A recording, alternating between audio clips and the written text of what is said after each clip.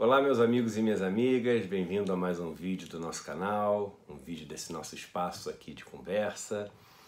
Vocês que estão aqui pela primeira vez, sempre convidando-os e convidando-as a se inscrever no canal.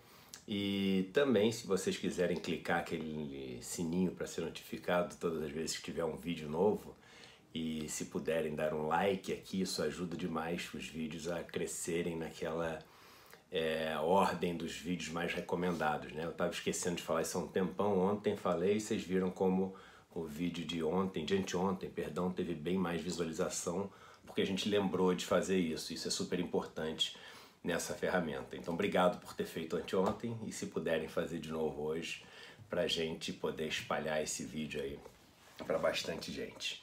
A dica do vídeo de hoje veio do professor Ladislau Dalbor, né? Alguns de vocês devem ter acompanhado a conversa que eu tive com o professor Ladislau Dalbor na casa dele. Foi uma conversa muito bacana. A gente falou sobre desigualdade, falou sobre o sistema de educação no Brasil, falou sobre conjuntura. E no final da entrevista ele chegou para mim e falou assim: Eduardo, vem cá, você já leu a Forbes nova? Eu falei, não tenho o hábito de comprar essa revista. E aí ele falou assim, você deveria comprar a Forbes nova, porque eles fizeram um trabalho excepcional mostrando os principais bilionários brasileiros. Tem tudo ali, a origem do dinheiro deles, quanto eles acumularam, como é que é essa concentração de renda, o perfil do bilionário brasileiro. E você que estuda desigualdade deveria comprar a revista. E seguindo, né, as dicas aí, as orientações do professor Ladislau, eu nessa vida acredito que manda quem pode, obedece quem tem juízo. Quem sou eu para não obedecer uma dica do professor Ladislau? Comprei a revista. E a revista é essa aqui, que tem 200 bilionários brasileiros, o ranking definitivo dos mais ricos do país. E antes da gente falar da revista, eu queria falar sobre aqui em cima do título, né, o que vem escrito na manchete aqui, vem escrito assim, Forbes Life, carros, jatos e iates, chegou a hora de escolher o seu. Assim, dá uma sensação tão ruim, tão pesada, tão feia, ler nesse momento de país que a gente está vivendo. Eu sei que a função da revista é essa, etc. Não quero ser aqui mais realista que o rei, não quero ser aqui dramático e etc. Mas só para compartilhar com vocês. Pegar uma revista hoje e ler assim, carros, jatos e iates, chegou a hora de escolher o seu. Isso já começa para mim de um jeito assim, me perdoe a palavra, nojento. É nojento isso. Tem gente que reclama que tem revista com capa de mulher pelada, de homem pelado, tem revista que mostra um casal gay e fica horrorizado. Numa boa, vai ficar horrorizado com um casal gay, com um homem pelado, com mulher pelado? Tem que ficar horrorizado com um país, com essa quantidade de pessoas na miséria que a gente tem, que tem uma revista que vem escrito na capa carros, jatos e iates. Chegou a hora de você escolher o seu. Isso para mim assim, um absurdo. Isso para mim é nojento. Isso para mim dá vontade de tapar a vista, porque você lê isso aqui na banca de jornal e no chão tem uma pessoa deitada pedindo comida, morrendo de fome com um filho, entendeu? Então isso para mim é um absurdo. Mas indo pro assunto da revista, né? Quando você abre e começa a ler, aqui tem uma compilação dos dados, né? A Júlia, que trabalha lá na empresa, fez um trabalho maravilhoso aqui e pegou vários dados, tirou vários insights aqui dessa lista, olhou com super cuidado e etc. E tem dados que assim são super emblemáticos, porque eles são assim sintomáticos dessa estrutura social que a gente tem no Brasil. Então, para a gente começar falando algum desses dados, o primeiro que impressiona demais é o seguinte: essa lista não para de crescer, né? A lista ela é desde 2012 até hoje, e se você analisar o PIB real brasileiro, ou seja, o PIB descontado da inflação, a gente está hoje a níveis abaixo de 2012. Eu vou repetir, o PIB real brasileiro fechou no ano passado abaixo do nível real de 2012, ou seja, a produção de riqueza no Brasil é hoje menor do que a produção de riqueza de 2012. Pois bem, em 2012, os bilionários do Brasil juntos tinham quase 350 bilhões de reais. Hoje, eles juntos têm 1.205 bilhões de reais. É isso mesmo. Eles, em 2012, com um PIB real maior do que hoje, tinham um total de 346 bilhões de reais. Hoje, eles têm um total de 1.205 bilhões de reais. Então, assim, aí você vai falar o seguinte, mas você está comparando 1.205 com o 346, que é o quase 350, você está comparando nominal com real. Beleza, você está certo. Então vamos fazer o seguinte, vamos ver o percentual do PIB, que aí a gente faz real contra real, tá? A gente vai pegar esse valor da fortuna deles descontado a inflação e dividir pelo PIB descontado a inflação, ou pegar o valor nominal do PIB e botar como denominador e pegar esse valor da soma dos bilionários como numerador. Pois bem, em 2012, os bilionários do Brasil juntos acumulavam uma fortuna que equivalia a 7% do PIB. Hoje, a fortuna que eles acumulam equivale a 17% do PIB. Eu vou repetir. De 2012 para cá, o PIB brasileiro caiu e os bilionários brasileiros passaram a deter como fortuna um valor que passou de 7% para 17% do PIB. Nesse grupo de bilionários, nenhum negro. 200 e poucas pessoas, nenhum negro. Nenhum negro. Uma mulher só responsável pela criação da fortuna. Todas as outras, viúvas, esposas ou herdeiras. Uma mulher. Um grupo de homens e brancos. Todos os bilionários do Brasil.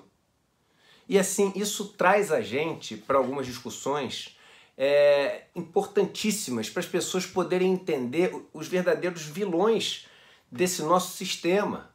Eu vejo as pessoas agora execrando os servidores públicos. Vocês sabem quantos servidores públicos existem no Brasil? Contando os ativos que são militares, os ativos civis, das esferas federal, municipal e estadual, né? Então os servidores ativos, e mais as estatais, tudo. 12 milhões mais ou menos. Pois bem, todos esses servidores públicos, os 12 milhões juntos, ganharam 700 bilhões de reais mais ou menos no ano passado. Essas 200 pessoas que estão aqui aumentaram a fortuna delas em 230 bilhões no ano passado. Ou seja, um grupo que é 60 mil vezes menor de pessoas, eu vou repetir, 60 mil vezes menor de pessoas, ganhou 1/3 a menos só. Então ganhou um terço do outro. O outro ganhou 700 e esse ganhou 230. Só que é um grupo 60 mil vezes menor. Ou seja, eles ganharam em média 20 mil vezes mais no ano passado só do que aqueles que a gente demoniza no Brasil. Mais de 50% da fortuna dos bilionários do Brasil, mais de 50% da fortuna dos bilionários do Brasil vem de bilionários que são do setor dos bancos e de alimentos e bebidas. Alimentos e bebidas, principalmente bebidas, cerveja, é isso mesmo. Quase 50%, mais de 50%, perdão, o valor está aqui, quer ver? O total desses dois é mais de 50%, 51,86% da fortuna dos bilionários do Brasil, dos setores financeiro e de produção de cerveja. E a gente se orgulha disso. E as pessoas fazem fila para ver palestra dessas pessoas. E as pessoas acham que tem que parar para ouvir o que esses caras têm para dizer para fazer o país virar um país desenvolvido, um país de primeiro mundo. A gente vê esse setor financeiro disparado em primeiro lugar, com quase 1/3 da fortuna desses bilionários do Brasil. Esse setor que não produz riqueza nenhuma. No Brasil não produz riqueza nenhuma. Pelo contrário, uma máquina de tirar dinheiro dos pobres para os ricos através de juros escorchantes. Cria escravos financeiros. e põe propaganda na televisão dizendo que cuida de você, que a gente muda o Brasil lendo um livro, que não sei... Isso, assim, é por isso que eu digo, a única palavra que me vem à cabeça é isso, é meio asco mesmo. Dá nojo ver essa história toda. E as pessoas agora falam em vamos diminuir o tamanho do Estado. Vocês sabem o que o Estado faz? Eu falei isso num outro vídeo aqui, mas vale a pena a gente falar. O Estado só faz uma coisa, só. Ele redistribui dinheiro. Ele escolhe umas pessoas para tirar o dinheiro e escolhe umas pessoas para dar o dinheiro. E quando ele dá esse dinheiro, ele dá empregando essas pessoas ou contratando serviços. E aí sobra um legado, ou seja, ele constrói hospital, atende pessoas que estão querendo estudar e etc. Então serviços e coisas que o Estado provê para a população faz com que essas pessoas sejam assalariadas. A gente falou 12 milhões de ativos que estão empregados ali. E se você pegar, por exemplo, a Seguridade Social, tem mais ou menos 30 milhões de pessoas beneficiadas lá. Então, no Estado brasileiro, isso que a gente fala que é um absurdo, que é o vilão, que é ineficiente, etc., você tem pelo menos, sendo eficiente ou não, quase 50 milhões de pessoas, que estão recebendo de volta algum dinheiro e algum serviço e algum produto, alguma coisa que o Estado tirou, que é 32% mais ou menos a carga tributária que a gente tem no Brasil em relação ao PIB, né? 32% do PIB brasileiro, ou seja, 1/3 do que a gente produz de riqueza no Brasil todo ano, o governo pega e redistribui. Um pedaço disso, ele redistribui para quem? Para os servidores públicos e para as pessoas que são atendidas ali na Seguridade Social. Esse pedaço é um pedaço que vai para quase 50 milhões de pessoas. Esse pedaço a gente acha um absurdo e diz que tem que acabar e etc. Aí o outro pedaço, que é quase desse tamanho, disso que a gente falou aqui somado, é o pedaço dos juros e amortização da dívida brasileira. Esse vai para algumas milhares de pessoas. Esse pedaço a gente não acha absurdo. A gente não fala. Porque é só isso. O Estado pegou, através dos impostos, e distribuiu esse dinheiro para várias pessoas. Juros, investimento em saúde, que vai para a mão das pessoas que trabalham lá na área de saúde, para os hospitais que vendem os remédios, para os laboratórios que vendem os remédios, os hospitais que fazem os serviços, etc. Vai para a educação, quando você constrói escola, paga professor, etc. Vai para previdência social, as pessoas que recebem aposentadoria. Vai para os ministérios, as pessoas que trabalham lá, os analistas, etc. Essas pessoas todas receberam 50 milhões de pessoas quase, recebendo um valor que tem teto e tem piso, ou seja, ninguém ganha mais do que 40 vezes o outro, porque você tem um teto de 39 mil, não deveria, né? Você sabe que eu sou um grande crítico dessa questão de vários salários acima do teto, que isso tinha que ser cumprido. Mas em tese, ninguém ganha mais do que 40 vezes o outro. Aí a gente acha isso um absurdo, ou seja, o único lugar no Brasil onde tem 40 milhões, quase 50 milhões de pessoas, que entre elas você tem a menor desigualdade de gênero possível, menor desigualdade de discriminação de cor possível, você tem a menor desigualdade de maior salário para menor salário possível e um número de 50 milhões de pessoas. Aí a gente quer acabar com isso. E o que a gente quer fazer? A gente quer que esse dinheiro todo que passa pelo Estado e é distribuído dessa maneira, venha parar aqui. A gente quer privatizar tudo, quer diminuir o Estado. Por quê? Aqui a gente acha, não sei de onde a gente tirou essa ideia, de tanto ouvir nessas palestras, nesses vídeos que passam pra gente, nas empresas da gente, que a gente vem falar, a gente acredita que aqui a distribuição vai ser melhor. Se no Estado a distribuição é no máximo um ganhando 40 vezes mais do que o outro, aqui é ganhando 1.000, 5.000, 10.000 vezes mais do que o outro. Em média, eu falei pra vocês, 20.000 vezes mais. 20.000 vezes mais do que aqueles que a gente considera os vilões do Brasil. É o que essa turma aqui ganhou. E esse dinheiro vem de onde? Vocês têm que entender, gente. Vem de vocês. Esse dinheiro não cai do céu, não nasce em árvore. Ele não brota do chão. Esse dinheiro vem de vocês. Por isso também, quando a gente fala de privatizar uma estatal, a gente tem que pensar 3 vezes, porque, por exemplo, você tem uma estatal que produz qualquer coisa, produz aqui folha de papel, pronto, não tem uma estatal que faz isso, mas vamos supor que tivesse uma estatal que produz folha de papel. Se tem, eu não sei que existe. Aí essa estatal, vamos supor que ela dê 10 milhões de lucro, tá? Por ano. Aí vem essa turma aqui e fala o seguinte, não, vamos privatizar isso, porque aí, em vez de dar 10 milhões de lucro por ano, essa estatal vai ser muito mais eficiente depois que for privatizada e vai dar 100 milhões de lucro por ano. O problema é que enquanto ela é estatal, todo o dinheiro que ela recebe de receita e que a gente está considerando como custo para ela dar 10 milhões de lucro só, está sendo distribuído de uma forma muito mais equânime, com esse teto e piso que eu estou falando, para um grupo enorme de pessoas. E esse lucro que está sobrando é um lucro de todos nós, que somos donos dessa estatal. Quando você passa essa estatal que produz esse papel, que dá 10 milhões, para uma empresa privada que vai dar 100 milhões de lucro, o que acontece? Dos 100 milhões de lucro, vai 99 milhões pro dono, às vezes, um dono, e 1 milhão para os outros empregados da empresa, nada para o coletivo, nada para o coletivo. Lá dentro vai ter uma distribuição de riqueza dessa ordem, de um ganhando 1.000, 2.000, 3.000 vezes mais do que aquele que ganha menos. E isso vai aumentar essa desigualdade, essa concentração de riqueza que a gente tem no Brasil cada vez mais. Não quer dizer, gente, que, então por causa disso, tudo tem que ser estatal, nada tem que ser privado. O que a gente tem que fazer é o seguinte, encontrar um equilíbrio de país, um modelo de país onde o Estado direciona o crescimento e faz com que exija um mínimo de redistribuição de riqueza, e a iniciativa privada é quem dá esses saltos de avanço tecnológicos, de impulso, etc.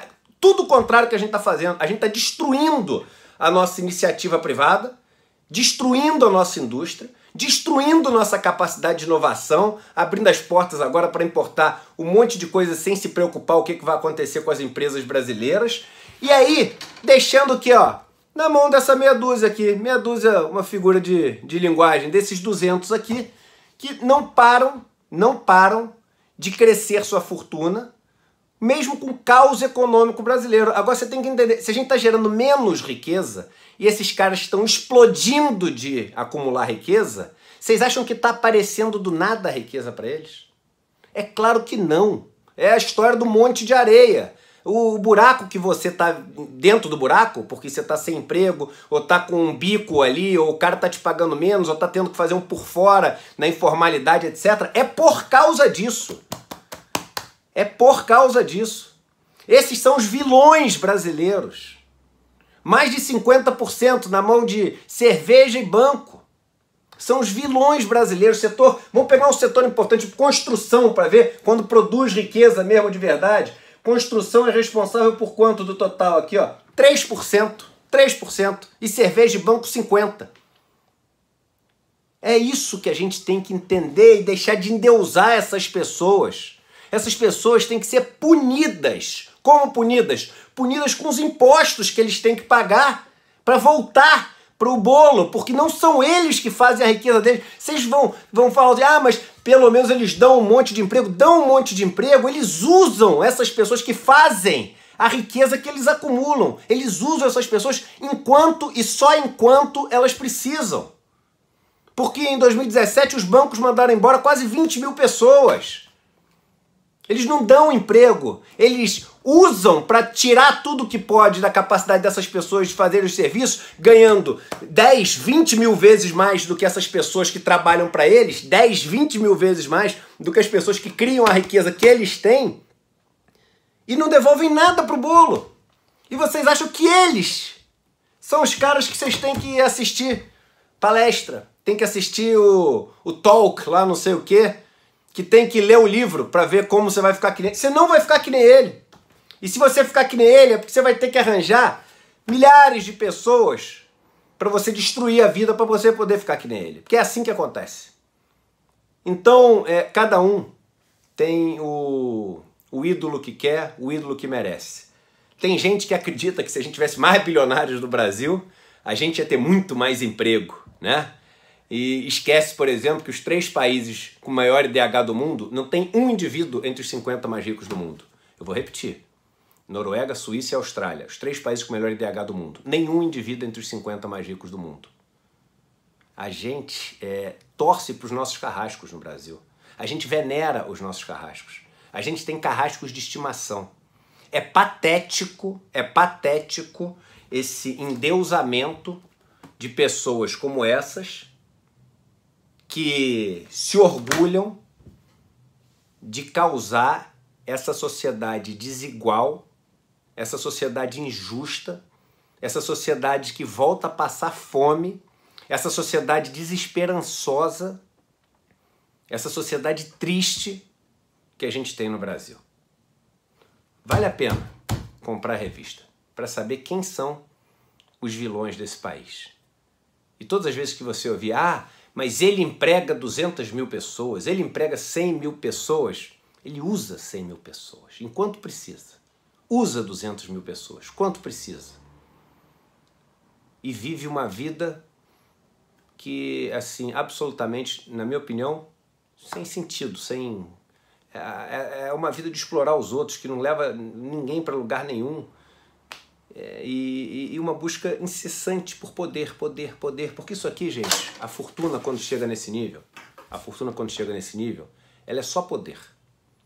E aí a gente tem que entender o seguinte, quando a gente tem uma sociedade que estimula essas pessoas, tá? E eu, assim, quando eu falo essas pessoas, são as que estão ocupando essa posição aqui agora. E às vezes, não é nem culpa do indivíduo, do Zé, do João, do Marco, do Pedro, não é culpa do indivíduo, da pessoa, ali o nome, nominal. Desse sistema permitir que existam esses lugares, esses postos. Porque se a gente pegar e os 200 aqui resolverem ser franciscanos, no modelo que a gente tem, 200 vão entrar no lugar deles. Então não adianta, né? Não adianta ficar com raiva deles, dessas pessoas, né? É o modelo. Vão botar 200 novos brancos ricos para ficar no lugar deles. Então é esse modelo que dá asco, é esse modelo que dá raiva, é esse modelo que dá nojo, é esse modelo que não faz sentido. E aí essas pessoas aqui, elas que decidem a reforma da Previdência que vai passar. Elas que decidem a reforma tributária que vai passar. Elas que decidem a reforma administrativa que vai passar. E posso te dar uma notícia? Você não votou em nenhuma delas. Ninguém votou em nenhuma delas. Eu não votei em nenhuma delas. Elas não podem fazer isso. Mas com essa desigualdade de renda, é isso que acontece. Elas votam, elas escolhem, elas decidem o nosso futuro, que infelizmente deixa de ser o nosso futuro. Passa a ser o futuro deles. Compre a revista, vale a pena. Um abraço e até o próximo vídeo.